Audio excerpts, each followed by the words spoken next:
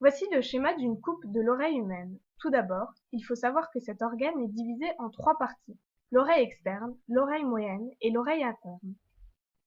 L'oreille externe est composée du pavillon et du conduit auditif.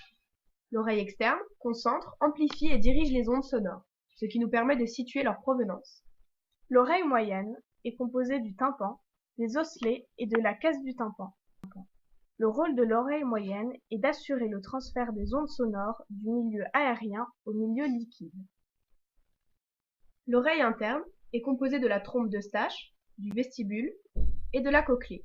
Elle est chargée de transformer les vibrations en signaux électriques avant d'être envoyées au cerveau. Comment le son parcourt-il ces différentes parties de l'oreille? Tout d'abord, ces vibrations arrivent au pavillon de l'oreille, ou auricule. C'est la partie visible de l'oreille humaine. C'est une structure souple, essentiellement formée de cartilage. Il amortit la brutalité du passage de l'air libre à l'air enclos du conduit auditif. Le conduit auditif transporte les ondes acoustiques captées par le pavillon vers le tympan. Le tympan marque la frontière entre l'oreille externe et l'oreille interne. C'est une petite membrane souple qui va osciller sous l'effet des fluctuations des ondes sonores. Le tympan transmet ses vibrations aux osselets, qui sont les trois plus petits os du corps humain. Le marteau est accroché au tympan. Il transmet les vibrations reçues par le tympan à l'enclume, qui va lui-même les transmettre à l'étrier. Les osselets sont situés juste derrière le tympan, dans ce qui est appelé la caisse du tympan.